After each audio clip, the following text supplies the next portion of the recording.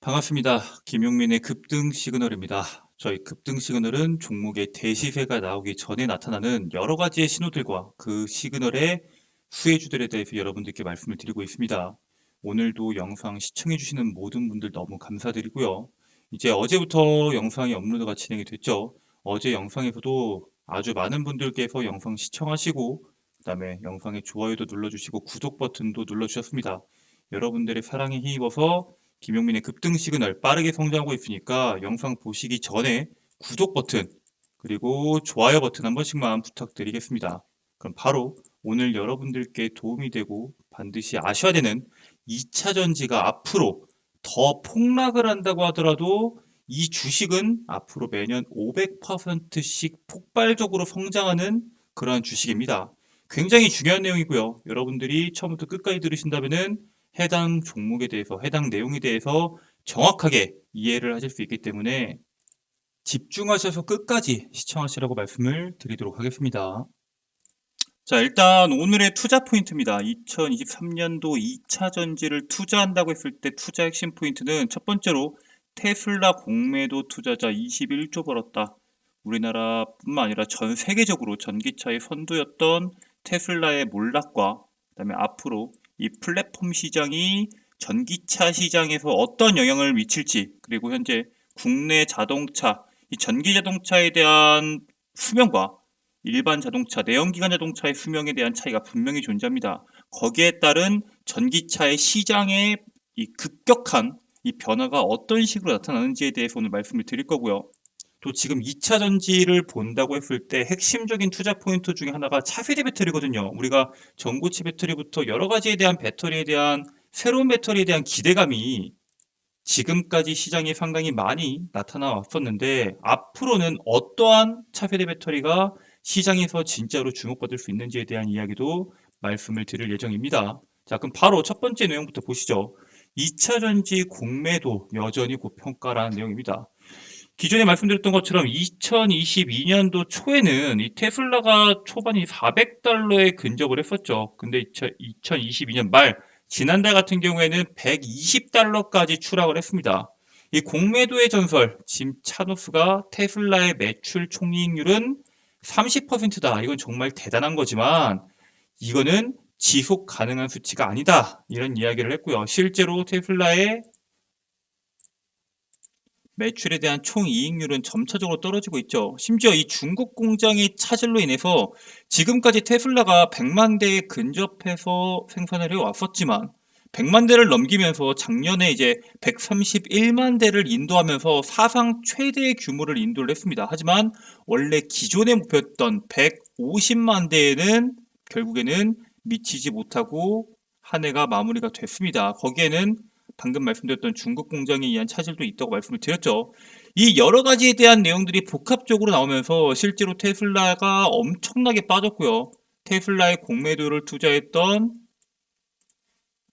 투자자들은 반대로 엄청난 돈을 벌었습니다. 이게 비단 테슬라 혹은 해외에서만 통용되는 걸까요? 우리나라도 마찬가지입니다. 국내도 이 공매도의 폭격에서 피할 수가 없었습니다. 당연히 테슬라가 지금 수요에 대한 둔화가 나온다.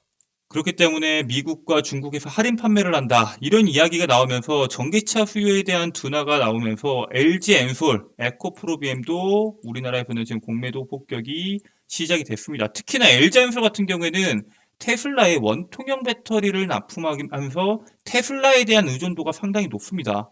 미국의 IRA에 대한 법안도 분명히 변수가 맞죠. 1월 달에서 3월 달로 연기되긴 했지만 투자자들의 불안감들은 여전히 증폭되고 있고요.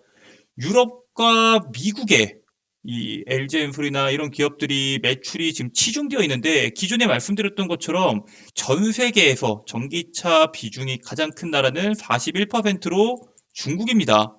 그 뒤를 이어서 유럽과 미국이 따라하고 있지만 결국에는 미국, 유럽, 중국 세 개를 합쳐서 90%에 육박한다고 말씀을 드렸죠. 그 중에서 가장 큰 산업인 중국의 매출을 어떤 식으로 내냐에 따라서 우리나라 국내 전기차 관련된 업종들의 성장성이 나올 수 있을 것으로 예상이 됩니다. 자, 여기까지 봤을 때 국내도 그렇고 테슬라도 그렇고 공매도에서 피하기도 어렵고 여러 가지에 대한 제한이 있기 때문에 전기차 이대로 끝나는 거 아니냐 라고 생각할 수 있는데 사실 이제는 좀 다르게 볼 필요가 있습니다. 더 이상 전기차는 탈 것이 아니죠. 잘 만든 플랫폼이 전기차 시장을 선점한다라는 내용이 나왔습니다. 쉽게 말해서 지금 우리가 알고 있던 그 기아 자동차가 자동차라는 것을 빼고 기아라고 이름을 바꿨죠. 사명을 변경하면서 기존의 제조업 중심에서 모빌리티 중심으로 이 앞으로의 시장 방향에 맞춰서 사명을 변경을 했습니다. 그렇기 때문에 마찬가지로 전기차 같은 경우에는 탈 것 이상의 가치를 보여줄 겁니다. 운행을 위한 보조적인 역할, 뭐 자율주행이나 여러 가지도 있겠지만 금융 업무, 엔터테인먼트, 쇼핑까지 그냥 하나의 개인의 공간으로 진화할 가능성이 상당히 높고요. 이미 그런 식으로 진화가 되어 가고 있습니다. 그리고 우리가 알고 있는 이 자동차 산업 같은 경우에는 사실 영업이익률이 그렇게 높은 편이 아닙니다.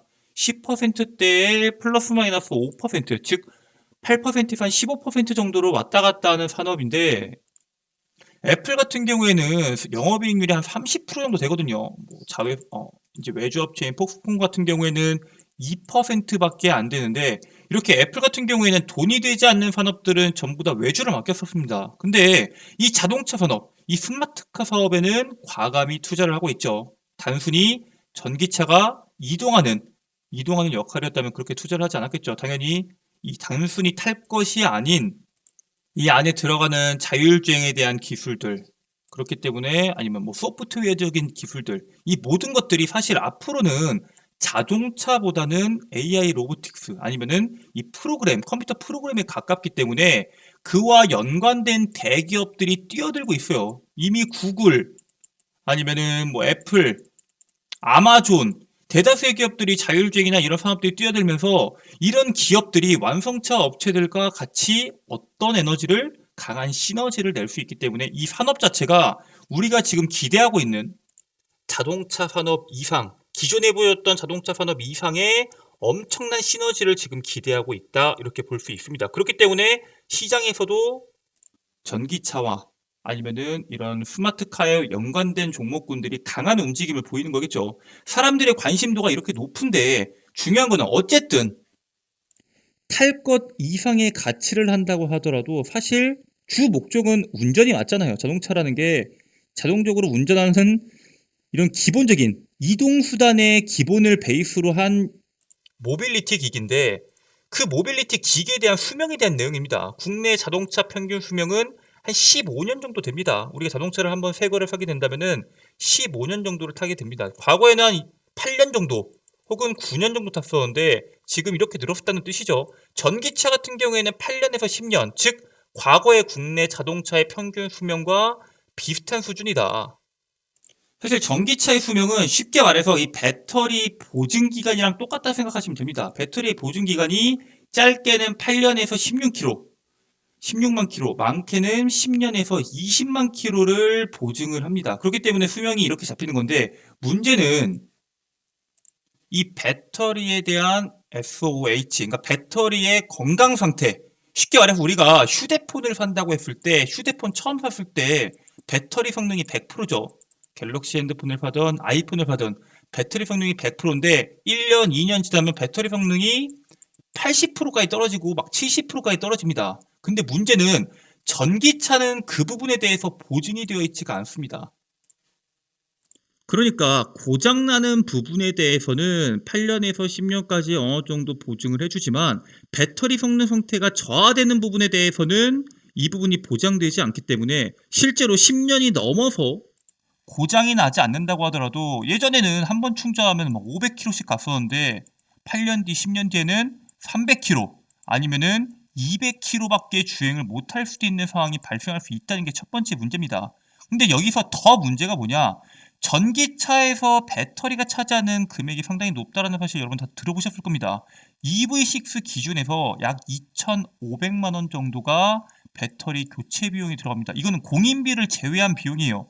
차량 가격의 거의 40%를 차지한다 이 뜻이죠. 자, 더 중요한 거는 좋아요. 40%니까 바꿀까라고 할 수도 있겠지만 실제로 자동차를 8년에서 10년 정도를 탄 다음에 이 자동차 값의 50%나 되는 금액을 들여서 배터리만 교체하는 사람들이 있을까요? 그렇지 않죠. 실제로는 자동차를 변경하게 됩니다. 이러한 문제 때문에 최근에 폐배터리에 대한 주목도가 계속적으로 올라오고 있는 겁니다. 왜냐? 이거를 중고차로서의 값어치가 떨어지고 결국에는 새 차를 사야 되기 때문에 거기에 들어갔던 배터리를 재활용해서 다시 새 차를 만드는데 투자를 하겠다라는 뜻이겠죠. 그렇기 때문에 실제로 최근에는 주행거리가 전기차를 살 때 최우선이 된다라는 기사들이 계속적으로 나오고 있습니다. 배터리의 최우선 가지는 제로백이 얼마냐, 밟았을 때 얼마나 빨리 가냐, 아니면 배터리의 총 용량이 얼마냐. 지금 처음 만들었을 때 600km, 700km를 가더라도 1년, 2년 뒤에 배터리의 용량이 300km, 200km 떨어지면은 소용이 없다 이거죠. 그렇기 때문에 사람들이 점차 이 소비자들은 브랜드나 가격을 중요시하던 고객층들도 주행거리나 배터리 수명을 더 우선거리로 뽑고 있습니다. 얼마나 멀리 가냐, 그리고 그게 얼마나 유지되냐를 가장 중요하게 보고 있습니다. 그 다음에 전기차의 단점 중에 하나가 인프라가 문제였죠. 최근에 전기차의 보급률이 엄청난 속도로 늘어나고 있습니다. 전기차의 보급률이 늘어나면 당연히 인프라가 많이 깔리게 될 거고요. 인프라가 깔리는 만큼 더 많은 사람들이 장거리 운행을 진행하면서 주행거리가 크게 늘어날 수 있죠. 즉, 지금 전기차를 중고차로 사는 사람들은 어차피 중고차 5년, 10년 지나도 주행거리 짧기 때문에 상관없다라고 할 수 있겠지만, 보급률이 늘어나고 인프라가 깔리면 깔릴수록 더 많은 사람들이 장거리 운전을 진행을 하고요. 더 많은 사람들이 주행거리나 수명에 대해서 주목을 하는 게 더 커질 수밖에 없는 구조입니다. 그리고 이 배터리 최근에 충전 시간이 너무 길다, 완속 충전했을 때 1시간 반이 걸린다, 2시간이 걸린다, 이런 얘기가 나오면서 급속 충전에 대한 이야기들이 계속적으로 나오고 있습니다. 근데 중요한 거는 이 배터리 소재들이 열화돼서 만약에 배터리 성능이 저하된다 라는 내용들이 지금 계속적으로 나오고 있는데, 이 사실이 지금보다 더 많은 전기차의 급속 충전이 진행된다고 했을 때는 실제로 내가 사는 중고자동차나 혹은 내가 타는 전기자동차 같은 경우에는 실제 수명이나 주행거리가 더 감소할 것으로 우리가 바라보고 있다 라고 생각을 하시면 됩니다. 그럼 이렇게까지 들었을 때 지금 가장 중요한 게 뭐냐? 그래서 이 2차 전지에서 주행거리나 수명을 늘리려면은 어떻게 해야 되냐? 바로 배터리 셀의 원가 구조를 보면은 여러분들이 잘 알고 있는 배터리의 4대 원소입니다. 양극재, 음극재, 분리막, 전해액이 있죠. 그 중에서 현 시장에서 가장 주목해야 되는 음극재가 오늘 여러분들께 계속적으로 말씀을 드리는 이유가 현재는 원가의 14%나 차지합니다. 거기다가 이 음극재에 따라서 양극재의 성능이 좌우되죠. 거기다가 방금 말씀드렸던 주행거리, 그 다음에 배터리의 수명에 엄청난 영향을 끼치는 게 바로 음극재입니다. 그리고 앞으로 지금보다 더 나은 전기차를 만들기 위해서는 음극재에 대한 함량을 더 높여가야 되는데, 만약에 함량을 높이게 되면은 당연히 원가 구조가 더 높아지기 때문에 이 음극재를 다루는 기업들 같은 경우에는 영업이익률이 더 늘어날 수밖에 없는 구조가 형성이 되어 가고 있죠. 그래서 여기까지 말씀을 드리면 오케이, 알겠다. 근데 음극재가 정확히 무슨 역할을 하는지 모르겠다, 모르시는 분들을 위해서 간단하게 제가 정리를 해봤습니다. 자, 일단 간단한 역할로는 이 양극에서 발생하는 이 리튬이온을 저장을 합니다. 그리고 그 리튬이온을 방출하면서 전기가 발생을 하겠죠. 이 받아들이는 양에 따라서 주행거리가 증가할 수도 있고요, 충전 속도가 증가할 수도 있습니다. 자, 그래서 쉽게 말씀드리자면은 이 리튬이온, 양극에서 나온 리튬이온을 많이 저장하면 많이 저장할수록 가지고 있는 에너지가 크겠죠. 그거를 방출을 오랫동안 할 수 있으니까 주행거리가 증가한다, 이렇게 생각하시면 될 것 같고, 이런 문제 때문에 실제로 이 양극재가 개발되는 것보다 양극이 주는 영향력이 훨씬 더 크기 때문에 양극은 발전을 한다고 하더라도 지금 상황에서는 이 성능을 우리가 체감하기 쉽지 않은데, 음극 같은 경우에는 주행거리 그리고 충전 속도에 영향을 주기 때문에 우리가 그 성능을 체감함에 있어서 양극재보다 더 민감하게 받아들일 수가 있습니다. 자, 그래서 사람들이 지금 점차적으로 음극재에 관심을 엄청나게 가지고 있는데, 지금 문제가 뭐예요? 전기차 판매가 전환되는 데 있어서 지금 가격이 너무 비싸다는 거죠. 이 비싼 가격을 해소하기 위해서 우리가 뭘 하고 있어요? 저가형 전기차를 출시하고 있죠. 그리고 다양한 모델을 출시하고 있는데 아직 그 성능이 미지수다. 그리고 지금 2023년도 어때요? 금리도 높고 보조금도 줄이고 전기료도 인상되고 있습니다. 삼중고라고 하죠. 그래서 전기차 시장에 한파가 이르게 되는데 그래서 중고 전기차가 지금 현재 시장에서 인기가 상당히 많습니다. 근데 아까 말씀드렸죠. 배터리 상태가 상당히 중요하기 때문에 이 중고차에 대해서 배터리를 진단을 엄청나게 하고 있습니다. 자동차 업계에서는 배터리 진단을 통해서 좋은 전기차를 더 비싸게 팔기 위해서 이미 준비를 하고 있고요.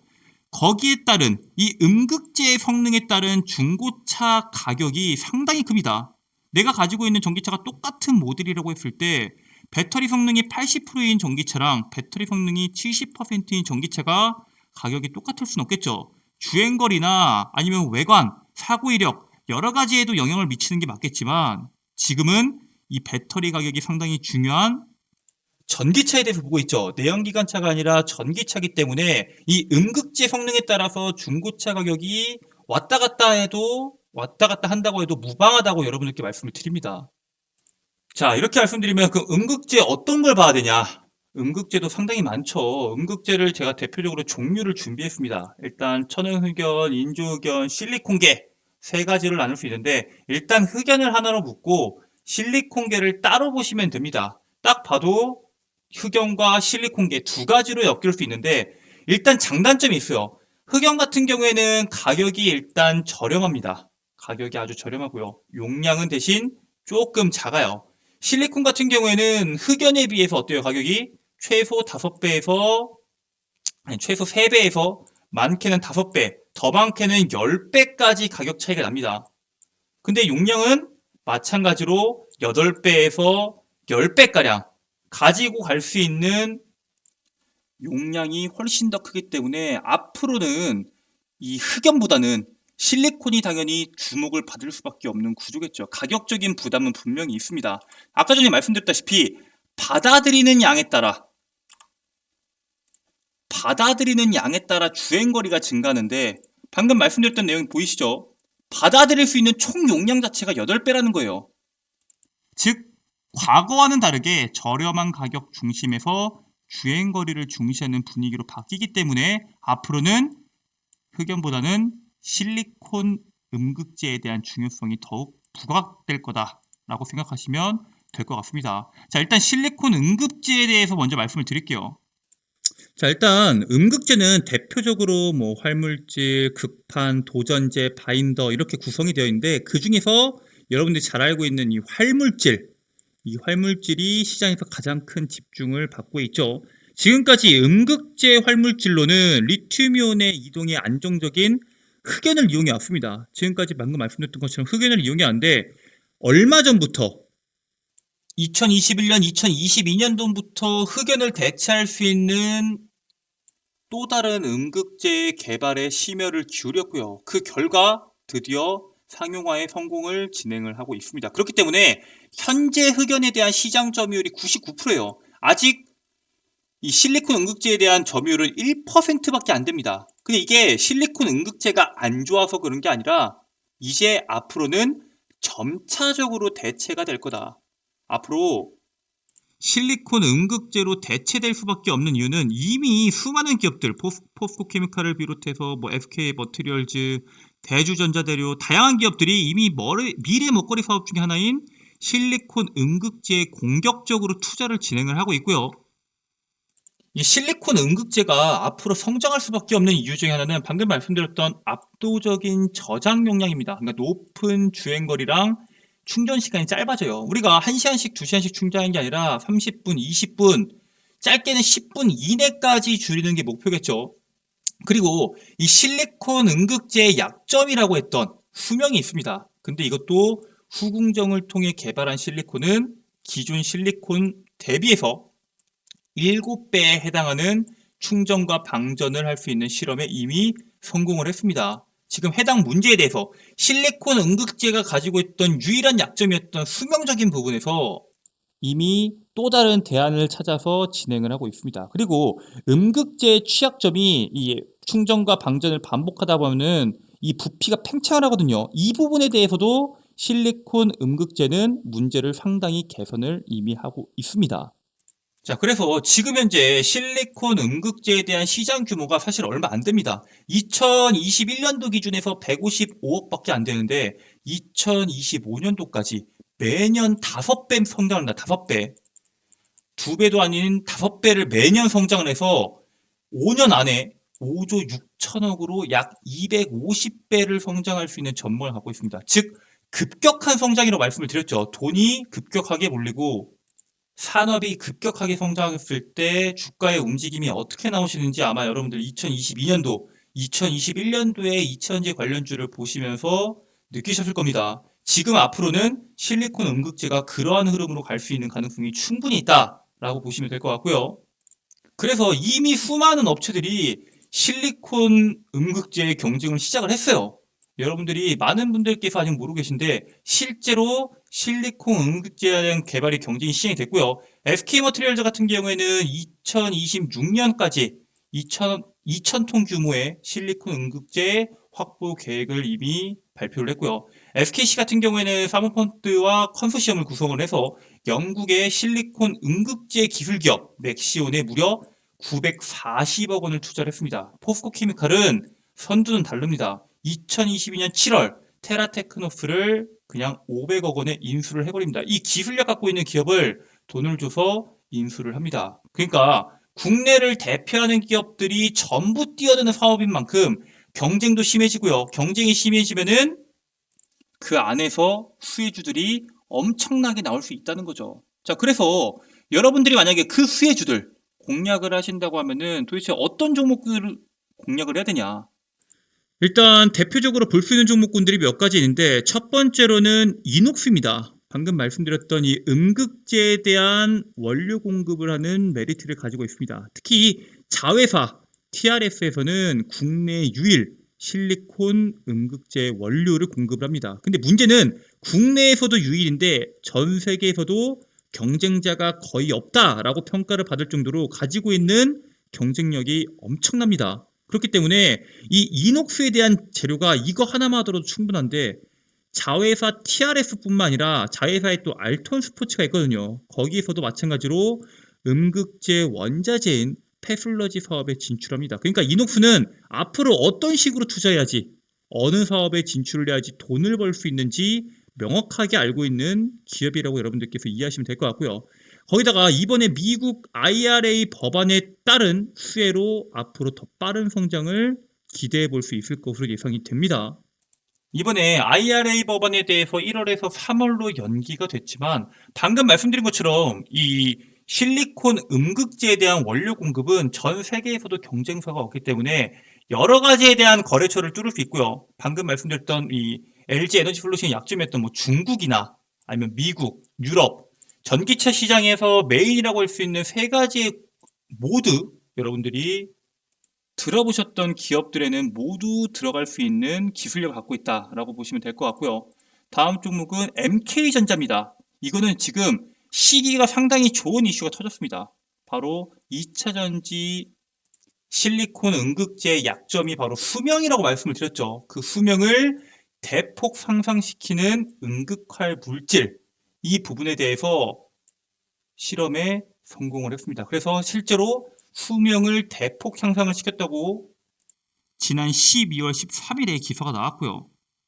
단순히 기술력만 갖고 있는 게 아니라 과거부터 세계 시장 선점 10대 핵심 소재 산업 국책과조로 선정이 됐기 때문에 2015년도부터 준양산 라인을 구축을 완료했습니다. 즉 이제는 생산만 하면 되는 단계까지 이르렀다, 이렇게 볼 수 있고요. 과거에 같은 경우에는 삼성 SDI의 실리콘 음극재 신규 조달처 후보에 거론됐을 정도로 기술력과 생산력을 가진 기업입니다. 그러니까 앞으로 이 실리콘 음극재에 대한 수요가 늘어나면 늘어날수록 이런 국내 굵직한 배터리 업체들의 해당 기술들을 수출할 수 있는 좋은 기업 중에 하나다, 이렇게 보시면 될 것 같고요. 그 다음에 여러분들 잘 알고 있는 대주전자들입니다. 세계 최고 수준의 음극재를 개발했다라는 기사가 나왔죠. 실제로 장영실상을 받았습니다. 리튬 2차 전지용 실리콘 산화물 음극재 국내 최초로 실리콘 응급제 상용화에 성공한 기업이고요. 당연히 국내에서는 선두기업입니다. 대주전자제로 같은 경우에는 어제죠. 1월 2일 날 실리콘 음극재 공장 신축에 무려 570억 가까운 돈을 투자를 했고요. 그 투자에 대한 실적이 엄청나게 나올 것으로 기대가 됩니다. 본격적인 실적은 2024년도 연말부터 나올 것으로 기대가 되는데 지금 이미 하고 있는 산업에다가 추가적으로 지금 같은 고금리 시대에 돈을 쏟아붓고 있는 산업 중에 하나이기 때문에 얼마나 매출이익이나 영업이익이 나올 수 있을지 기대되는 산업 중에 하나고요. 특히 그리고 방금 말씀드렸던 이 실리콘 함량에 따라서 이 충전되는 속도가 상당히 다른데 이 대주전자 재료에서 만드는 이 실리콘 응극제 같은 경우에는 함량을 20%까지 올릴 시에 충전 시간이 10분 이내로 감소를 합니다. 우리가 전기차를 충전한다고 했을 때 전기차의 충전을 10분 만에 할 수 있다는 겁니다. 우리가 지금 휴대폰도 10분 안에 못하고 있는데 지금과 같은 속도로 개발이 된다면은 우리가 엄청난 미래를 경험할 수 있는 하나의 재료라고 생각하시면 될 것 같습니다. 자, 오늘은 여러분들께 이렇게 실리콘 음극재에 대한 내용들부터 음극재에 대한 전망, 그리고 거기에 따른 수혜주들까지 여러분들께 말씀을 드렸는데, 최근 시장 자체가 상당히 어렵잖아요. 종목군들의 낙폭도 상당히 크고, 앞으로 어떤 종목군들이 올라갈지도 모르겠고, 답답하신 투자자분들이 많은 걸로 알고 있습니다. 이런 시장 속에서는 앞으로의 미래 모멘텀이 명확한, 그리고 실제로 그 사업에 투자해서 돈을 벌어들일 수 있는 종목군들 위주의 투자가 가장 바람직하다라고 말씀을 드리면서 오늘 영상은 여기서 마무리 짓도록 하겠습니다. 영상 끝까지 봐주신 분들 너무 감사드리고요. 이번 영상이 나온 종목군들로 2023년도에 여러분들 모두 대박 나시길 바라겠습니다. 영상 보시고 도움이 되셨다면 구독과 좋아요, 알림 설정 한 번씩만 부탁드리도록 하겠습니다. 끝까지 시청해주셔서 감사합니다.